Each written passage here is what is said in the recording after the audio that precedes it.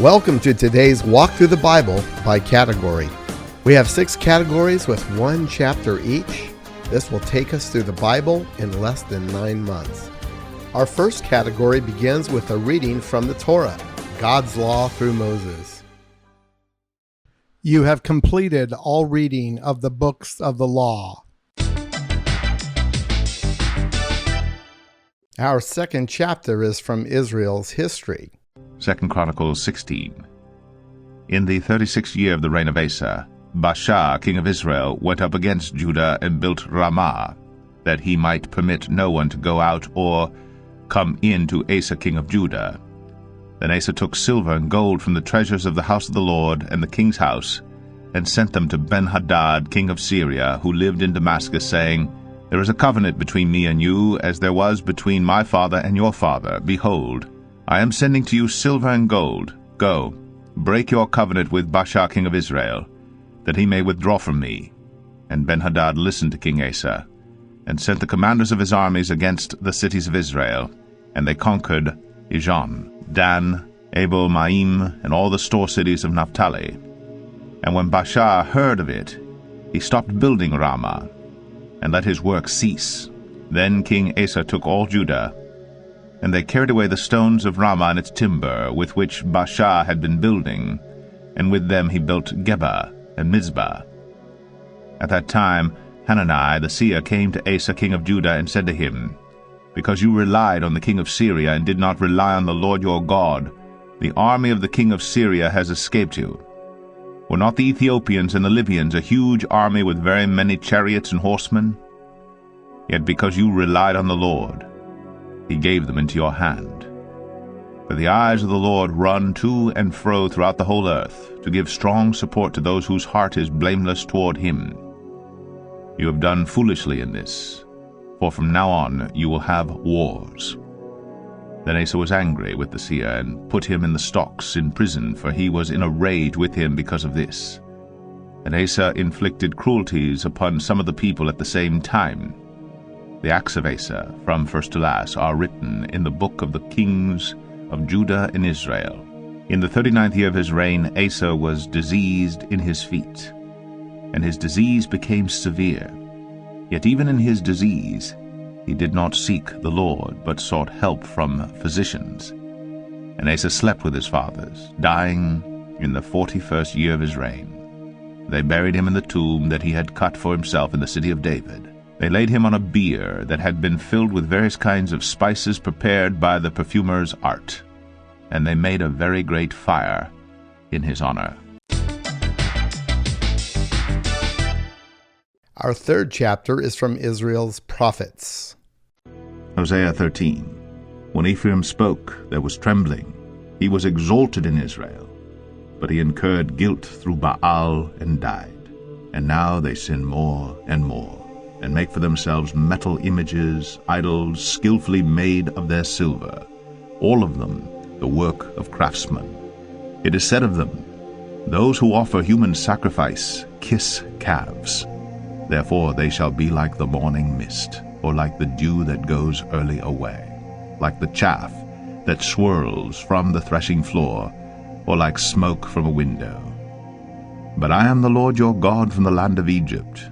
You know no God but me, and besides me there is no Savior. It was I who knew you in the wilderness, in the land of drought. But when they had grazed, they became full, they were filled, and their heart was lifted up, therefore they forgot me. So I am to them like a lion, like a leopard I will lurk beside the way. I will fall upon them like a bear robbed of her cubs. I will tear open their breast, and there I will devour them like a lion, as a wild beast would rip them open. He destroys you, O Israel, for you are against me, against your helper. Where now is your king, to save you in all your cities? Where are all your rulers, those of whom you said, Give me a king and princes? I gave you a king in my anger, and I took him away in my wrath. The iniquity of Ephraim is bound up, his sin is kept in store. The pangs of childbirth come for him, but he is an unwise son. For at the right time he does not present himself at the opening of the womb. Shall I ransom them from the power of Sheol? Shall I redeem them from death? O death, where are your plagues? O Sheol, where is your sting? Compassion is hidden from my eyes. Though he may flourish among his brothers, the east wind, the wind of the Lord shall come, rising from the wilderness, and his fountain shall dry up. His spring shall be parched, it shall strip his treasury of every precious thing. Samaria shall bear her guilt, because she has rebelled against her God. They shall fall by the sword, their little ones shall be dashed in pieces, and their pregnant women ripped open. Our fourth chapter is from Israel's Wisdom and Poetry. Song of Solomon 4. Behold, you are beautiful, my love. Behold, you are beautiful. Your eyes are doves behind your veil. Your hair is like a flock of goats leaping down the slopes of Gilead. Your teeth are like a flock of shorn ewes that have come up from the washing, all of which bear twins, and not one among them has lost its young. Your lips are like a scarlet thread, and your mouth is lovely. Your cheeks are like halves of a pomegranate behind your veil. Your neck is like the Tower of David, built in rows of stone. On it hang 1,000 shields, all of them shields of warriors. Your 2 breasts are like 2 fawns, twins of a gazelle that graze among the lilies. Until the day breathes and the shadows flee, I will go away to the mountain of myrrh and the hill of frankincense. You are altogether beautiful, my love. There is no flaw in you. Come with me from Lebanon, my bride. Come with me from Lebanon. Depart from the peak of Amana, from the peak of Senir and Hermon, from the dens of lions, from the mountains of leopards. You have captivated my heart, my sister, my bride. You have captivated my heart with one glance of your eyes, with one jewel of your necklace. How beautiful is your love, my sister, my bride. How much better is your love than wine, and the fragrance of your oils than any spice. Your lips drip nectar, my bride. Honey and milk are under your tongue. The fragrance of your garments is like the fragrance of Lebanon. A garden locked is my sister, my bride. A spring locked, a fountain sealed. Your shoots are an orchard of pomegranates with all choicest fruits, henna with nard and saffron, calamus and cinnamon, with all trees of frankincense, myrrh and aloes, with all chief spices, a garden fountain, a well of living water, and flowing streams from Lebanon. Awake, O north wind, and come, O south wind. Blow upon my garden, let its spices flow. Let my beloved come to his garden and eat its choicest fruits. Our fifth chapter is from the Gospels.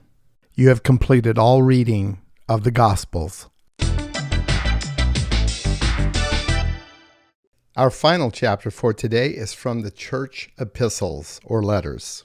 You have completed all New Testament epistles. Therefore, for the remainder, we will add Proverbs and Ecclesiastes in this category. Proverbs 25.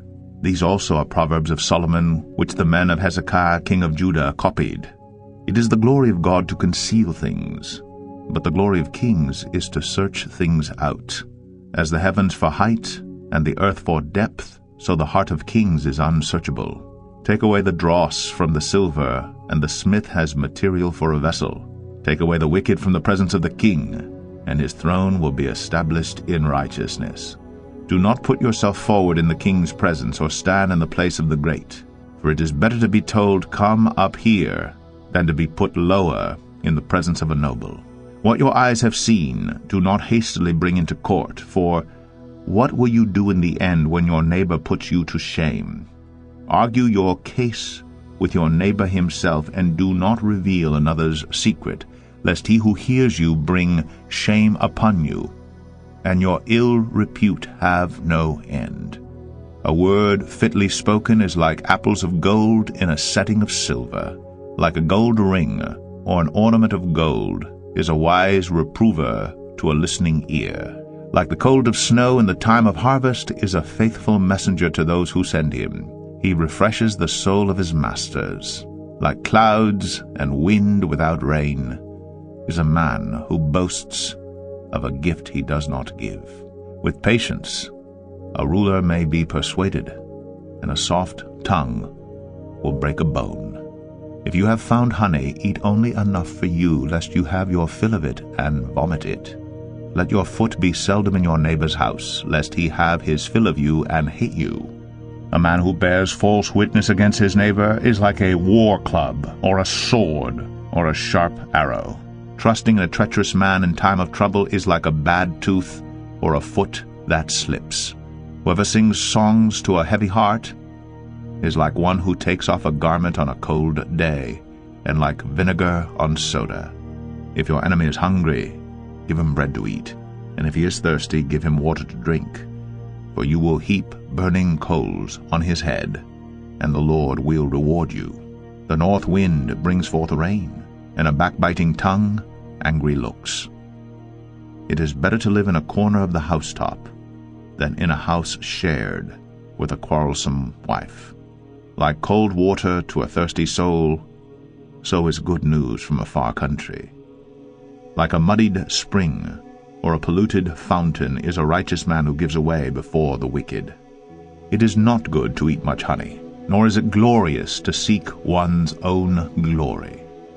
A man without self-control is like a city broken into and left without walls.